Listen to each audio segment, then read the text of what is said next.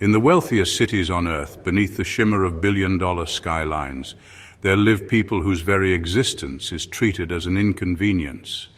They breathe the same air, walk the same streets, but are denied the most basic rights, not even the right to simply be. This is not about statistics, it's about systems. It's not about sympathy, it's about truth. And the truth is that homelessness and poverty are not natural occurrences. They are manufactured, enforced, and criminalized. Every morning, a quiet war begins. City sanitation crews roll in under the cover of bureaucracy, bulldozing tents and makeshift shelters. They call it cleaning. They call it restoring order. But what they really mean is erasure. Without notice, the meager belongings of the unhoused are thrown into garbage trucks, medication Idaho cards, cherished photos gone in seconds. Some cities do this weekly, others daily. The message is clear: you are not welcome here. They sweep people from under bridges, from bus stops, from alleyways. They say it's for safety.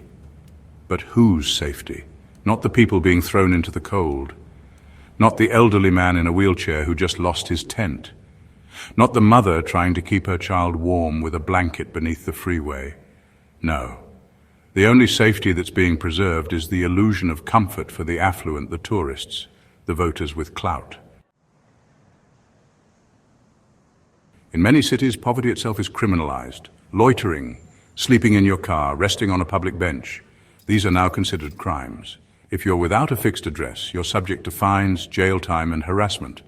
Cities are not designed to protect the vulnerable, they are engineered to remove them.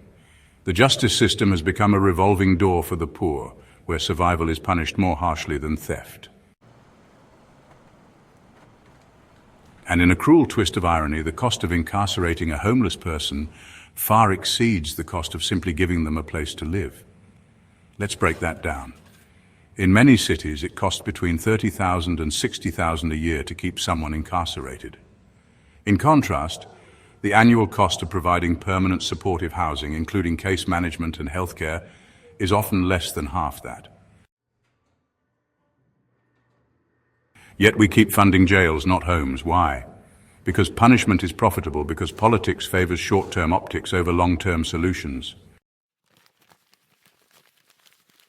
Even when help exists, it's wrapped in red tape and riddled with shame. Shelters are full, underfunded, and often hostile. A missed curfew or a refusal to part with medication can mean another night exposed to the elements. Shelter rules can be arbitrary, and security often treats residents as criminals, not clients. Many shelters segregate families, turn away those with mental illness, and operate on fear and control rather than compassion.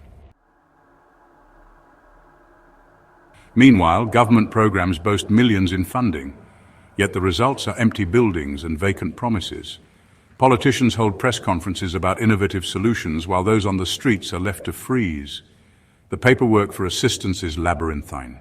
Proof of residence, identification, employment history, all things the chronically unhoused do not have.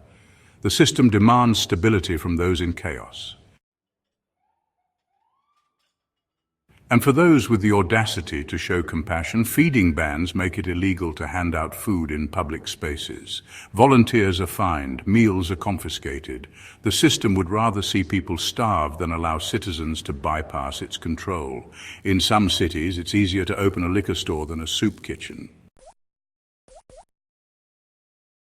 And the barriers don't end there. Public bathrooms are locked. Water fountains are shut off.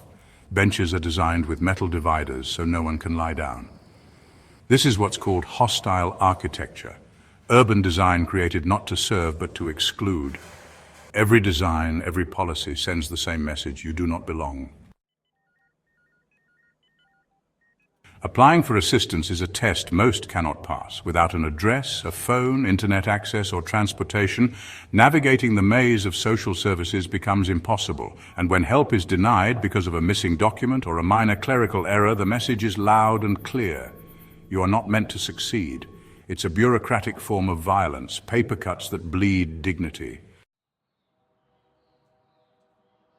Even mental health services and addiction recovery are wrapped in conditions. You must already be sober to qualify for housing, but how does one get sober while living in trauma on the street? You must be compliant, but compliance is judged by people who don't know your story, your pain, or your journey. To add insult to injury, the media perpetuates a dangerous narrative. News anchors casually refer to people as vagrants and threats to safety. Every crime near a shelter is sensationalized. Every effort to humanize is questioned. We are taught to fear the poor, to blame them for a system that has always been rigged against them. Politicians speak about cleaning up the streets without mentioning who they are cleaning off them. They declare states of emergency, but not to provide aid, rather to expedite removal. In some places, it is now illegal to camp on public land.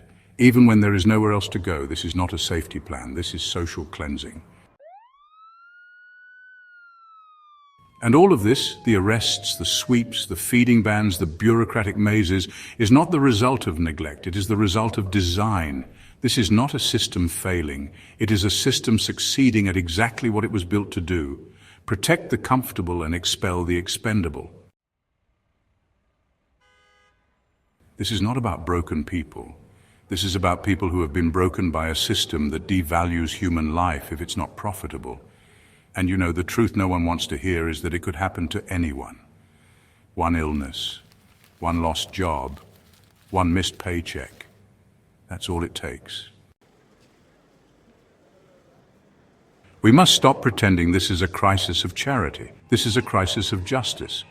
These are not people who failed, these are people who were failed, and if we continue to treat poverty as a nuisance, homelessness as a crime, and empathy as a threat, then we are not a society. We are a machine that eats its own. They say we're all just one paycheck away, but for many that paycheck never came. And when it didn't, the net that was supposed to catch them was full of holes, or never existed at all. So what now? Now we listen, we organize, we challenge laws that criminalize poverty. We demand housing-first policies. We reject narratives that dehumanize the vulnerable. And above all, we recognize that dignity is not earned, it is owed. Over 500,000 people experience homelessness every night. Most will not receive shelter.